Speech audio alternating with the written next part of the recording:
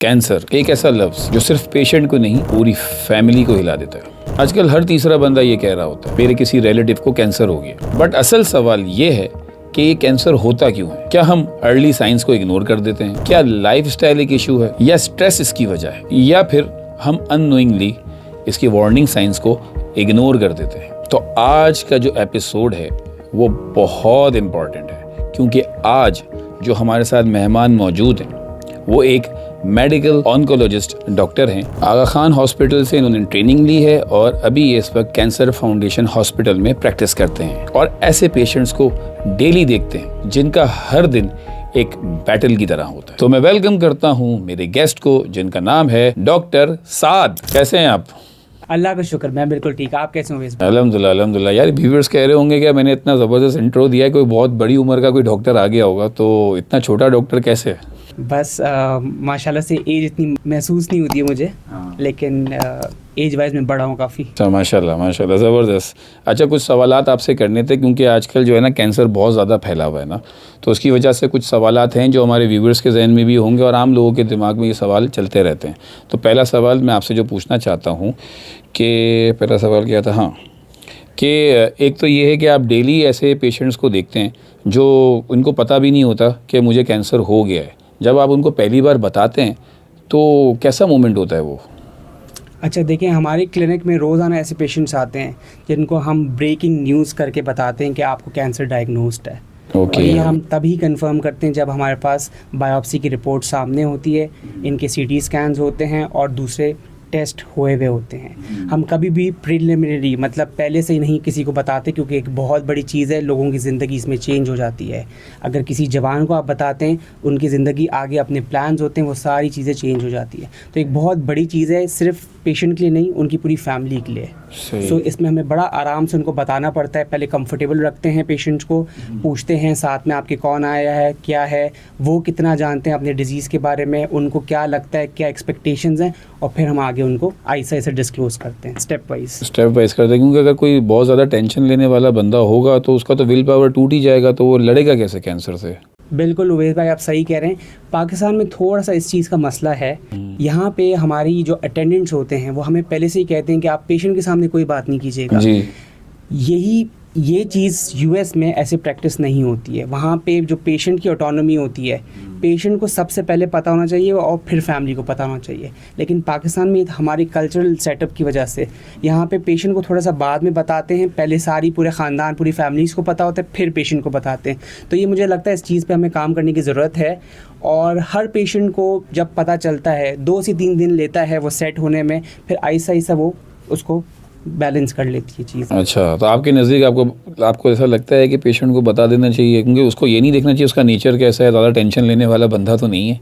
अच्छा, देखें, कभी कभी ऐसा होता है हमारे साथ, इन एक्चुअल जो रियल पेशेंट्स हमारे पास आते हैं, अगर फैमिलीज़ कहती हैं कि बहुत एंजाइटी के मरीज़ हैं या बहुत ज़्यादा सोच हर वक्त है, तो हमारा तरीका डिफरेंट हो जाता है। हम अप फ्रंट जाके नहीं कह देते कि आपको स्टेज 4 कैंसर है। हम एक स्टेप वाइज चलते हैं कि कोई ना कोई मसला है, फिर आहिस्ता आहिस्ता रसूली का बताते हैं, फिर ऑब्वियसली तो जैसे जैसे वो स्टेप अप ऊपर जाते हैं तो फिर वो उनके जो एक्सेप्टेंस की जो क्राइटेरिया होता है ना, उसको मीट कर लेते हैं। तो मुझे ऐसा लगता है हर पेशेंट का हक है कि उनको हम बताएं कि उनको कैंसर है, और वो आहिस्ता आहिस्ता उस चीज़ को एक्सेप्ट अल्टीमेटली कर लेते हैं। कभी ऐसा कोई पेशेंट आपकी नज़र में आया हो सामने के, या जिसको आपने बताया और वो इंसान ना टूट गया हो? ऐसे तो बहुत सारे पेशेंट हमारे क्लिनिक में आते हैं जो धारे मार मार के रोते भी हैं और बिल्कुल ही उनकी ज़िंदगी टूट जाती है। सो नहीं, ऐसे तो बहुत सारे इंसिडेंट होते हैं। तो फिर वो सही हो जाते हैं, क्या है? बिल्कुल सही हो जाते हैं। अब 1 से 2 हफ्ते लगते हैं सेट होने में, इस इंफॉर्मेशन को प्रोसेस करने में, मेंटली तौर पे सही होने के लिए। मेंटली तौर पे अपनी फैमिली को बताते हैं। क्योंकि देखें, अगर हम नहीं बताएंगे ना उनको, तो जो आगे कीमो और शुआओं का जो प्रोसेस है वो एक मुश्किल प्रोसेस है, और अगर उनको उस चीज़ की नौयत का ही नहीं पता चलेगा तो वो फिर उस पाथवे के थ्रू गुजरना भी उनके लिए बहुत मुश्किल हो जाएगा। तो जब तक पेशेंट को इन्फॉर्मेशन नहीं होगी, मुझे नहीं लगता हम उस चीज़ को आगे ट्रीट भी कर सकेंगे। और ऐसा कोई आपकी नज़र में कोई पेशेंट गुजरा हो, आपकी नज़रों से गुजरा हो, कि जिसको आपने बताया हो तो बाद में उसने इस तरीके से उसको फाइट फाइट किया वो कैंसर को कि आप उसकी ब्रेवरी की मिसाल देना चाहेंगे? बिल्कुल, ऐसे बहुत हमारे पास पेशेंट, अभी रिसेंटली मेरे पास एक क्लिनिक में एक जवान लड़के आए थे जिनको लंग कैंसर था, जिनकी रीढ़ की हड्डी में वो कैंसर फैला हुआ था। और जब उनको बताया सो वो बेसिकली AI जो होता है उसमें वो मास्टर्स कर रहे थे, और उनकी जब रीढ़ की हड्डी में वो कैंसर फैला हुआ था तो लोअर लिम्ब की वीकनेस थी, उनको नीचे पैरों में बहुत ज़्यादा वीकनेस थी, और हमें लग रहा था मे भी शायद ये इतना अच्छा पेशेंट टॉलरेट नहीं करेंगे। लेकिन माशाल्लाह वक्त के साथ जब कीमो मिली, इम्यूनो मिली, रेडिएशन मिली, सो अब वो पेशेंट काफ़ी बेहतर चल रहा है दवाइयों पे, और उन्होंने अपना मास्टर्स भी कंप्लीट कर लिया है। ज़बरदस्त। सो जहाँ पे वो बिल्कुल बेड रिडन हो गए थे और अब माशाल्लाह वो अपने करियर को देख रहे हैं और आगे फ्यूचर को अच्छा सोच रहे हैं। अब बिल्कुल सही हो गया अब माशाल्लाह। सही हो गए हैं, डिजीज़ कंट्रोल्ड है, रिमिशन में है, लेकिन इम्यूनोथेरेपी के ऊपर है, अभी भी चल रही है दवाई। तो लास्ट स्टेज था या कौन सा स्टेज? वो स्टेज 4 डिजीज़ था। अच्छा, मतलब लास्ट होते हैं ना? बिल्कुल, स्टेज 4 लास्ट डिजीज़। और कितना टाइम लगा उनको? तकरीबन 2 साल लगे इस प्रोसेस में। अच्छा, ओके। अच्छा, ये बताएं कि पाकिस्तान में सबसे डेंजरस मिथ क्या है कैंसर को लेके? अच्छा, पाकिस्तान में बहुत सारी मिथ हैं, बहुत सारे हैं। सबसे ज़्यादा जो हम अपनी क्लिनिक में सुनते हैं, चीनी का इस्तेमाल करना। सो हमारे पेशेंट्स खुद ही, उनकी फैमिलीज़ उनका चीनी बिल्कुल इनटेक बंद कर देती है। ये बहुत बड़ा मिथ है कि कैंसर चीनी के ऊपर बढ़ता है या और पैदा होता है। सो अब हमारे पेशेंट्स जब कीमो और रेडिएशन से गुजर रहे होते हैं, वो वैसे ही कैलोरी डेफिसिट में होते हैं, उनके अंदर कमज़ोरी होती है। अगर हम उनकी चीनी भी बंद कर देते हैं तो वो और ज़्यादा कमज़ोर और उनको बहुत ज़्यादा मसाइल होते हैं। सो हम फैमिलीज़ को यही काउंसिल करते हैं, इस पे कोई फेज़ 3 रैंडमाइज कंट्रोल ट्रायल्स नहीं हुए हुए कि अगर हम चीनी को बंद करेंगे तो जो कैंसर की जो खुराक है वो भी बंद हो जाएगी। तो मेरा मशवरा ये होगा सबके लिए कि चीनी को बंद करने से कोई फ़र्क नहीं पड़ता। पेशेंट को न्यूट्रिशनली आप बिल्ड अप करें, अगर वो चीनी के फॉर्म में भी चीज़ें लेता है तो उसको लेने दें। सही है। सबसे बड़ा मिथ आप समझते हैं ये शुगर क्या है? बिल्कुल शुगर का है। दूसरा जो बड़ा मिथ है मुझे लगता है कि बायोप्सी करने से कैंसर फैल जाता है। हाँ, ये बहुत डर लगता है लोगों को, यार बायोप्सी से फैल नहीं जाएगा। बिल्कुल ऐसा ही है। सो इसमें हमारा बहुत टाइम भी जाता है, हम पेशेंट को भी समझाते हैं और हम अपनी दूसरे पेशेंट्स की मिसालें भी देते हैं कि ऐसे नहीं होता, अगर ये होना होता तो हम यहाँ पे बैठते नहीं और आपको ये एडवाइस नहीं करते। जब तक तशखीस नहीं होगी कैंसर की, हर कैंसर की अपनी एक नौइयत होती है, अपनी किस्म होती है और उसके अपने पैरामीटर्स होते हैं। अगर हम उसको सही से तशखीस नहीं करेंगे तो आगे जो ट्रीटमेंट है उसमें हमें उतनी सक्सेसफुल हम नहीं हो सकेंगे फिर।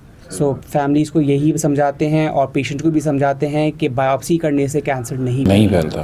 That's for sure. Yes 100% sure. Okay. और ये जो ज़्यादातर आप पेशेंट्स देखते हैं वो मुंह और गले के कैंसर्स वाले होते हैं। जी बिल्कुल। इसके बारे में आप क्या कहना चाहेंगे? अच्छा देखिए, पाकिस्तान में जो डेटा है, मर्दों में सबसे ज़्यादा मुंह और गले के कैंसर्स होते हैं, जो कि पान, गुटखा, नस्वार, इन सारी चीज़ों की वजह से बहुत ज़्यादा कॉमनली ये यूज़ होते हैं हमारे यहाँ पे। कराची में ख़ास तौर पे मावा, गुटखा ये सबसे ज़्यादा है। बहुत बिल्कुल। यही चीज़ ऊपर पंजाब एरिया में कंपैरेटिवली कम है, लेकिन कराची की लोअर तबका के लोग काफ़ी खाते हैं पान, गुटखा, मावा। सबसे पहले तो उनकी मुंह खुलना बंद हो जाता है, उसके बाद एक ज़ख़म बनता है जो कि हील नहीं हो रहा होता, 3 से 4 हफ्ते हो जाते हैं वो हील नहीं कर रहा होता, दांत झड़ना स्टार्ट हो जाते हैं, मुंह खुलना बंद हो जाता है, लेकिन वो उसी चीज़ को छालों की तौर पे ट्रीट करे जा रहे होते हैं। मसला ये होता है वो चीज़ मज़ीद फैल के गर्दन के गुदूद में आ जाती है और फिर सर्जरी और आगे कीमो शुआओं के लिए और मुश्किल हो जाती है। तो मेरा मशवरा ये होगा कि अगर आपको ज़बान में, मुंह में, गर्दन पे कोई गुठली या कोई ज़ख़म बना हुआ है जो 3 हफ्ते से ज़्यादा टाइम ले रहा है हील करने में, तो उसको ज़रूर अपने एक ऑन्कोलॉजिस्ट को दिखाएं, उसकी मज़ीद तशख़ीस करवाएं कि वो क्या चीज़। मतलब 3 हफ्ते के बाद इग्नोर नहीं करें? बिल्कुल ना करें। 3 हफ्ते से ऊपर है तो वो फिर नॉन हीलिंग अल्सर है जो कि कैंसर का खदशा रख सकता है। ओके। अच्छा, आजकल ब्रेस्ट कैंसर्स भी बहुत चल रहे हैं, आप इसके बारे में कुछ कहना चाहेंगे कि ये पता कैसे चलता है और इसको फ़ौरन किस तरह मतलब ट्रीट करते हैं आप लोग?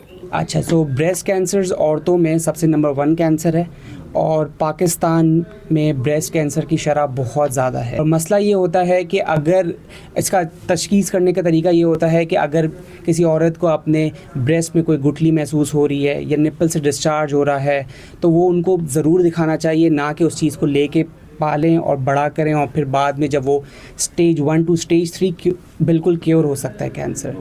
स्टेज 4 भी रोका जा सकता है। स्टेज 4 ब्रेस्ट कैंसर्स आपकी ज़िंदगी 10 साल से ऊपर होती है कीमो और रेडिएशन पे, तो उस चीज़ को हम देख सकते हैं। वैसे कहाँ दिखाना चाहिए, वैसे टेस्ट इसके रेगुलर करने चाहिए या कितने टाइम में, या कुछ महसूस हो तो फिर आपने जो है ना उसका टेस्ट कराना चाहिए?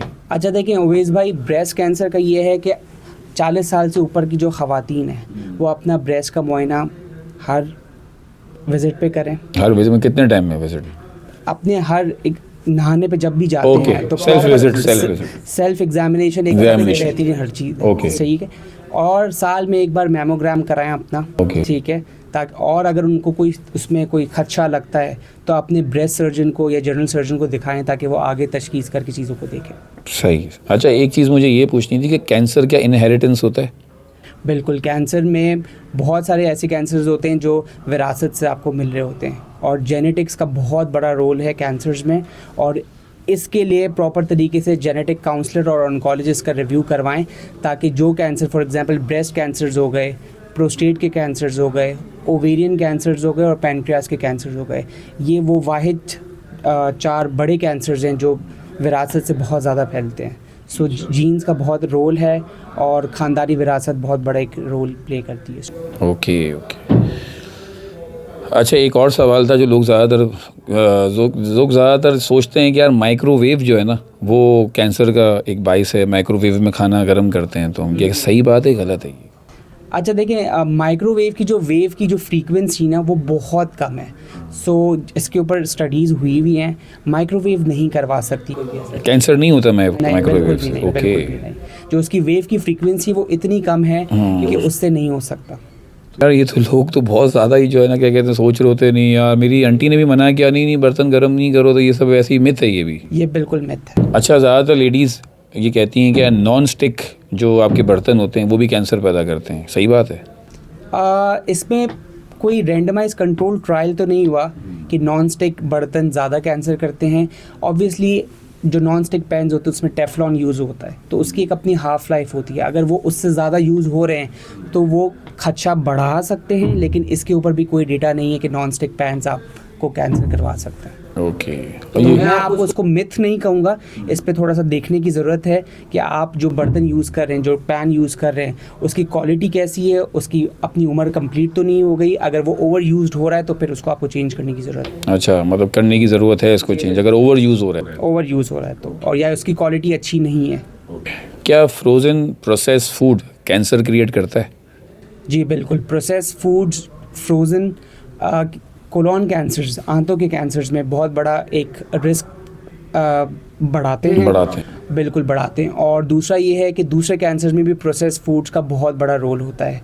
सो जितना भी डेटा होता है, जो भी न्यूट्रिशनिस्ट होते हैं वो ज़रूर कहते हैं कि आप प्रोसेस फूड्स को कम से कम लें, कोशिश करें कि ना लें। फ्रेश फल हो गए, फ्रूट्स हो गए, वेजिटेबल्स हो गए, वो उनका इस्तेमाल करें, और प्रोसेस मीट्स का कम से कम इस्तेमाल करें। लेकिन ये तो ज़्यादा से ज़्यादा इस्तेमाल हो रहा है आजकल। बिल्कुल, ये हमारी जो कल्चर ऐसा हो गया कि हम प्रोसेस, आजकल सबकी ज़िंदगी इतनी तेज़ हो गई है, प्रोसेस मीट्स के बगैर गुजारा नहीं है। लेकिन मसला ये है कि जितना भी प्रोसेस्ड होगा उसके चांसेस हैं कि वो आगे आपको कैंसर में कन्वर्ट कर सकता है। ओह, ओके। अच्छा, एक और सवाल जो है जो मदर्स करती हैं कि यार बच्चों का जो लंच बॉक्स है उसमें खाना 2-3 दिन तक, मतलब 2-3 घंटे तक पड़ा हुआ होता है, तो वो सही है? उसमें तो कोई मसला नहीं है उससे? तो नहीं, ऐसा कोई मसला नहीं है, इस पर कोई ऐसा कोई डेटा नहीं। असल में हमारी जो ख़वातीन यहाँ पे काम करती हैं ना, उन्होंने कहा यार डॉक्टर साहब जो आ रहे हैं ना, आप उनसे ये ज़रूर पूछना, उनके दिमाग में ये बात थी। अच्छा, डिपेंड करता है कि कौन सा प्लास्टिक यूज़ है उसमें कौन सा खाना है। सो वो भी बहुत डिपेंड करता है, लेकिन कोई ऐसा रूल नहीं है कि आप कहें कि नहीं, अगर आप प्लास्टिक वाले टिफ़िन में डाल रहे हैं तो वो कैंसर के बढ़ाने के चांसेस बढ़। अच्छा, लोग ज़्यादातर है ना क्या करते हैं, कोई मसला होता है तो गूगल पर सर्च कर लेते हैं या चैट जीपीटी से पूछ लेते हैं कि यार ये कहीं सिम्टम्स कहीं कैंसर के तो नहीं है। वो कितना डेंजरस है? ये बहुत डेंजरस है। जो अवेयरनेस कर लेते हैं पेशेंट्स, अपनी सेल्फ डायग्नोसिस कर लेते हैं थ्रू गूगल या चैट जीपीटी।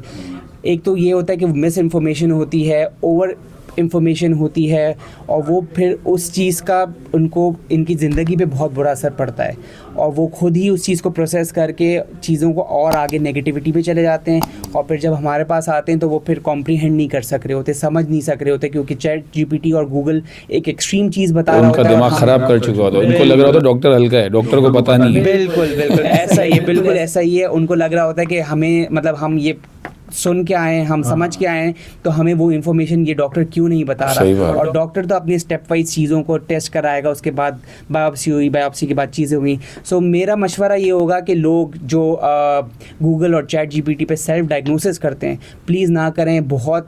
बहुत ख़राब होता है, जहनी सेहत के लिए भी ख़राब होता है और इवन आपकी फैमिली के लिए भी बहुत ख़राब होता है। तो किसी एक्सपर्ट से राय लें, उससे मशवरा करें और कोई भी सेल्फ ओपिनियन ना बने। अब मसला ये भी तो है ना कि यार किस डॉक्टर के पास जाए, इतना कमर्शियल हो गया है ये, आप भी समझ सकते हैं। जी जी बिल्कुल। तो इतना कमर्शियल होने के बाद वो बोलता है डॉक्टर के पास जाते हैं, डॉक्टर यूँ दवाई सही से बात भी नहीं करते हैं, फिर ऐसे यूँ दवाई दी जाओ, फिर ये ले लो, फिर ये ले लो। तो यार बंदा बोलता है कि यार सही देख तो ले मुझे, मैं अगर अच्छे से बात भी कर लेना डॉक्टर, 50% पेशेंट वहीं ठीक हो जाता है। बिल्कुल ऐसा, लेकिन कमी है अच्छे डॉक्टर्स की, कहाँ जाए। बिल्कुल ऐसा ही है।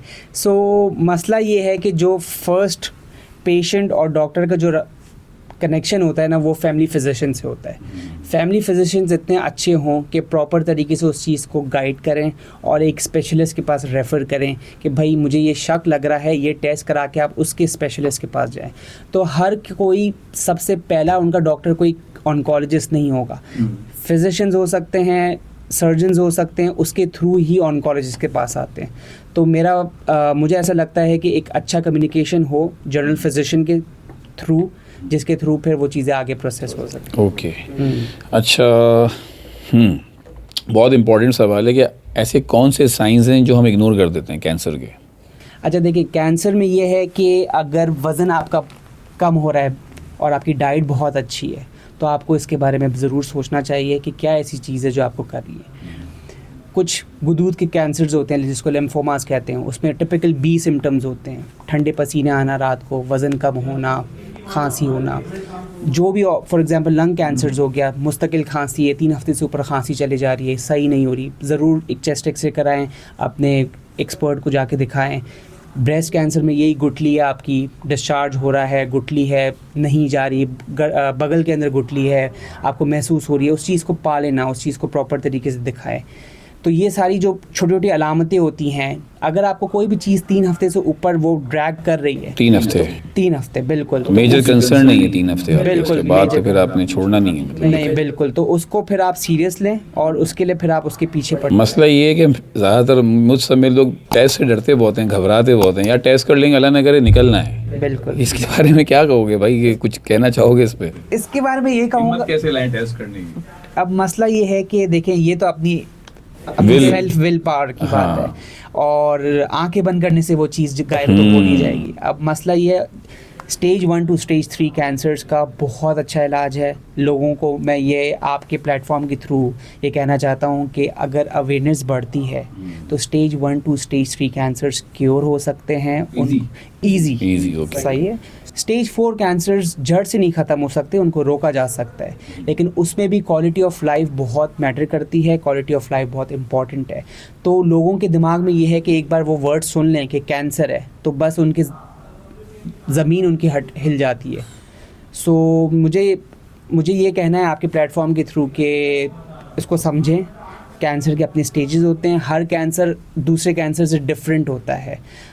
इवन एक ब्रेस्ट कैंसर दूसरे ब्रेस्ट कैंसर से डिफरेंट होगा, इवन स्टेज भी अगर भले सेम क्यों ना हो। सो सबकी अपनी कहानी होती है। किसी लोगों की रिश्तेदारों की बातों में आके, बहुत हमारे पास जो क्लिनिक में पेशेंट्स आते हैं वो रिश्तेदारों की बातों से इतना अफेक्टेड होते हैं कि वो हमारे ट्रीटमेंट पे स्टिक नहीं कर सक रहे होते। वो कहते हैं कि अब वज़न कम हो रहा है, शुआओं की बात, कीमो के बाद ये मसाइल आ रहे हैं, हमारे रिश्तेदार हमें कहते हैं ये है, हमारे रिश्तेदार हमें कहते हैं ये है।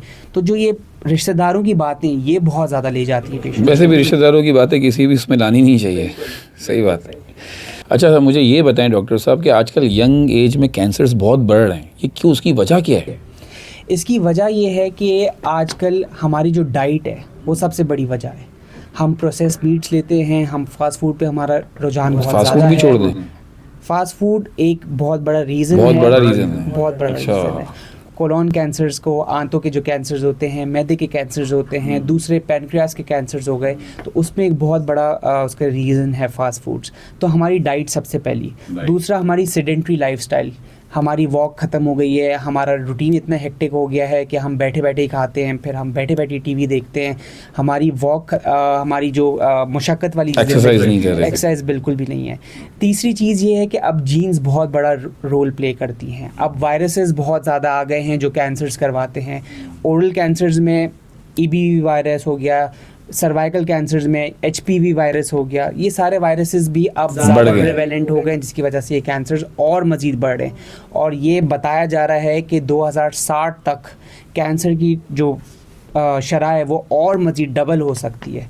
सो जितने भी यंग पेशेंट्स हैं, ख़ास तौर पे यंग पेशेंट्स में रेक्टल कैंसर्स, बड़ी आंत के कैंसर्स बहुत ज़्यादा बढ़ रहे हैं। 30-35 साल की उम्र के लोगों को रेक्टल कैंसर बहुत ज़्यादा हो रहे हैं। रेक्टल कैंसर के बड़ी आंत का कैंसर हो, बड़ी आंत के नीचे वाले हिस्से को कैंसर कहते हैं, रेक्टल है। इसलिए क्या करें कि बाहर के खाने को अवॉइड करें या कम करें। एक हफ्ते में 3 बार वॉक करें प्रॉपर तरीके से, फाइबर डाइट अच्छी लें, प्रोसेस फूड्स को कम से कम करें, ये सारी चीज़ें हैं। 40 साल से अगर आप ऊपर हो गए हैं तो फिर बड़ी आंत का मुआयना एक बार ज़रूर कराएं। अगर वो क्लियर आता है तो फिर उसको 3 से या 5 साल के बाद रिपीट कराएं। तो ये सारी चीज़ें बहुत मैटर करती हैं। अगर किसी के ख़ानदान में बहुत ज़्यादा कैंसर है, मल्टीपल लोगों को है, तो वो जेनेटिक काउंसलर से जाके बात करे कि वो उसको कौन कौन से टेस्ट हैं जो कराने होते हैं। मेरा अगला सवाल यही था कि अगर किसी को फैमिली हिस्ट्री में कैंसर हो तो कब से उसको टेस्ट करवाना चाहिए, स्क्रीनिंग करानी चाहिए? अच्छा देखें, उस डिफरेंट कैंसर्स की डिफरेंट स्क्रीनिंग एजेस हैं। सो अगर किसी को ब्रेस्ट का है तो वो 40 के ऊपर अगर जाता है तो वो एनुअल मेमो कराएगा। सही है, मेमो लेडीज़ में ही होता है ना ब्रेस्ट कैंसर? जी, ब्रेस्ट तो वो 40 के ऊपर जो जैसे ही हो तो वो अपना टेस्ट कर, बिल्कुल वो अपना छाती का मुआयना करवाएंगी, मेमोग्राम जिसको कहते हैं। कोलोन कैंसर 45 के ऊपर होगा अगर आपके ख़ानदान में कैंसर है, और नहीं भी है तो भी आपको बड़ी आंत का मुआयना कराना होगा, कैमरा डाल के क्लोनोस्कोपी करानी होती है। इसके अलावा मल्टीपल जो दूसरे कैंसर्स हैं, फॉर एग्जांपल प्रोस्टेट कैंसर है, तो आप अगर 60 साल के हैं तो आप एक PSA लेवल ज़रूर करवाएं जो बताएगा कि आपको कैंसर हो सकता है। और दूसरे कैंसर्स में यही है कि हेड एंड नेक कैंसर्स अगर आपके ख़ानदान में है, गुटके मावे का इस्तेमाल बहुत ज़्यादा है, तो अपनी किसी डेंटिस्ट को प्रॉपर तरीके से एवेलुएट कराएं, उसके मुंह को देखें कि क्या उसमें कोई ऐसा मसला है जिसको देखा जा सकता है। तो ये सारी चीज़ों को देखने का ज़रूरत है। एक नॉर्मल बंदा कैंसर के रिस्क को कैसे ख़त्म कर सकता है या कम कर सकता है? बहुत अच्छा सवाल है रोवेश भाई। अच्छा देखें, जो कैंसर का रिस्क होता है उसको कम करने की 2 से 3 चीज़ें हैं जो आप कर सकते हैं। एक तो ये है कि एक हेल्दी लाइफस्टाइल होना चाहिए। हेल्दी लाइफस्टाइल में खुराक बहुत अच्छी होनी चाहिए, सही है। ओके। आपकी बैलेंस डाइट होनी चाहिए, उसमें आपकी सब्जियां हो गई, फल हो गए, मीट हो गई, फिश हो गई, ये सारी चीज़ें एक बैलेंस सॉर्ट ऑफ डाइट लेंगे तो उसमें चीज़ें आपकी बेहतर रहेंगी और चांसेस कम होंगे। दूसरा ये है कि आप वॉक करें एटलीस्ट थ्राइस अ वीक, हफ्ते में 3 बार 25 से 30 मिनट के लिए एक सिंक्रोनाइज वॉक, जिसमें आपके प्रॉपर हाथ और पैर हिले। अगर कोई गार्डन है तो गार्डन में जाके करें, अगर घर के बाहर सहन है। मैं आजकल कर रहा होता हूँ, लोग देख रहे होते हैं। मैंने तो सुना है क्या, मुझे लोग बता रहे हैं कि आपको देख के हमने भी शुरू कर दिया वॉक। हाँ, तो ये अच्छी बात है, वॉक करनी चाहिए, सही कहा आपने। और इसके अलावा और तीसरी चीज़ ये है कि अगर आपके ख़ानदान में कैंसर है तो हर कैंसर की अपनी एक स्क्रीनिंग गाइडलाइंस होती है। तो उस स्क्रीनिंग गाइडलाइंस के लिहाज से स्क्रीन करें। उस एज पे अगर आप पहुंच रहे हैं जहाँ पे आपको क्लोनोस्कोपी करानी है या आपको कोई अल्ट्रासाउंड कराना है या आपको कोई एक्सरे करवाना है तो वो करवाएं, ताकि उस चीज़ की तशखीस जल्द से जल्द होए और आगे कैंसर को बढ़ने से रोका जाए। ओके। अच्छा, एक है fast viral rapid fire round आपके साथ खेलते हैं। 4-5 क्वेश्चन है, आपने बस एक आंसर का जवाब देना है, यस नो में जवाब देना है, ठीक है? तो स्टार्ट करते हैं, ठीक है? स्मोकिंग या शुगर? दोनों में से कोई भी नहीं। दोनों में से कोई भी नहीं, मतलब बिगर रिस्क क्या है? स्मोकिंग। Smoking, okay. स्ट्रेस, एक है स्ट्रेस कैंसर को ट्रिगर कर सकता है, यस या नो? यस। अच्छा, कर सकता है, okay. Best anti cancer food? Best anti cancer, time up fibre. किसी चीज़ में भी फाइबर किसे मिलेगा? फाइबर के फूड, फाइबर आपकी ग्रीन लीफी वेजिटेबल्स हो गए, सही है, आपकी सब्जियां हो गई, फ्रूट्स हो गए, मौसमी फ्रूट हो गए सारे। इसके अलावा आपकी फ़िश हो गई, ये सारी चीज़ें आपकी ओमेगा 3 फैटी एसिड्स हो गए, नट्स हो गए, ये सारी चीज़ें बहुत आपकी बेहतर। Okay. Worst daily habit to avoid cancer, मतलब या to for gaining cancer, worst daily habit क्या है? इरेगुलर स्लीप, सेडेंटरी लाइफस्टाइल, मतलब कि वॉक ना करना, खाना पीना का कोई एहतियात नहीं करना, फैट्स बहुत ज़्यादा लेना, फास्ट फूड पे बहुत ध्यान रखना। ओके। ग्रीन टी ओवररेटेड है या यूजफुल? ओवररेटेड है। ओवररेटेड है, ओके। अच्छा, सप्लीमेंट्स या नेचुरल फूड, इसका तो मुझे भी आंसर पता है। Natural food definitely 100%। अच्छा, one test every adult should do. One test everyone कम है ना? कम है वन। हाँ, लेकिन वन हो तो आप कौन सा बताओ, या टॉप थ्री बता दो। टॉप 3 मैं आसान कर दूंगा। हाँ, थोड़ा आसान कर दें। CBC सबको कराना चाहिए, क्लोनोस्कोपी कराएं 45 की एज के ऊपर। कोलोनोस्कोपी, अच्छा, ये जो बड़ी आंतों का जो बड़ी टेस्ट आंत का है मुआयना। ये बहुत मुश्किल होता है यार। मुश्किल तो होता है, लेकिन ये एक मुआयना है 45 के बाद। 45 के बाद। अच्छा, और अगर आप एक फीमेल हैं तो फिर ब्रेस्ट का मुआयना मैमोग्राम ज़रूर करवाएं। अगर आपको कोई चीज़ महसूस हो रही है वैसी नहीं, अगर आपको हो रही है नहीं हो रही, 40 के बाद। 40 के बाद ज़रूर करें। ओके, तो एनुअल मैमोग्राम ज़रूरी है। One habit every parent should avoid. Parent, हाँ, पेरेंट, मुझे कोई सवाल ऐसा रैंडमली आ गया, पेरेंट शुड स्टॉप। अपने बच्चों को कम से कम फास्ट फूड की आदत डालें, ठीक है। घर में खाने की आदत डालें, घर के खाने को थोड़ा सा और टेस्टफुल बनाएं। और आजकल की जनरेशन्स बहुत ज़्यादा फास्ट फूड में इन्वॉल्व है, तो उनको थोड़ा सा उस चीज़ से हटाएं। हेल्दी लाइफस्टाइल को थोड़ा सा अडॉप्ट कराने की कोशिश करें। अपने बच्चों को स्पोर्ट्स एक्टिविटीज़ में ज़रूर डालें। स्पोर्ट्स कराएंगे तो ये सारी चीज़ें आगे काफ़ी कम हो सकती हैं। ओके, अब आखिरी सवाल आपसे पूछ रहा हूँ कि बस सवाल नहीं है कि 30 सेकंड में अगर आप कोई मैसेज देना चाहेंगे पाकिस्तानी अवाम को तो क्या कहेंगे? मैं ये कहूँगा कि कैंसर 2026 में सबसे ज़्यादा हो रहा है, ठीक है। और मेरा मशवरा ये होगा पेशेंट्स के लिए और लोगों के लिए कि कैंसर को एंड गेम ना समझें, कि कैंसर के आगे ज़िंदगी नहीं है। जितना जल्दी तशख़ीस करेंगे उससे आगे क्योर होने के चांसेस ज़्यादा हैं। जितने अर्ली स्टेजेस में पकड़ेंगे उसको, उतना बेहतर है। Okay, thank you so much यार, आप आज आए और आपने इतना अच्छा ज़बरदस्त तरीके से बताया लोगों को। ये जब पॉडकास्ट जब रिलीज़ होगा तो काफ़ी लोगों के लिए यूज़फुल होगा इंशाल्लाह ताला। Thank you so much, thank you, अल्लाह हाफ़िज़। तो बस आज का मैसेज यही था कि प्लीज़ अपनी हेल्थ पे फोकस करें। बिज़नेस तो दोबारा बन सकता है, लेकिन हेल्थ जो है वो आपकी दोबारा सही नहीं हो सकती। अपना ख्याल रखें। अगले एपिसोड में फिर आपसे मुलाकात होगी, तब तक आपसे इजाज़त चाहता हूँ। अल्लाह हाफ़िज़।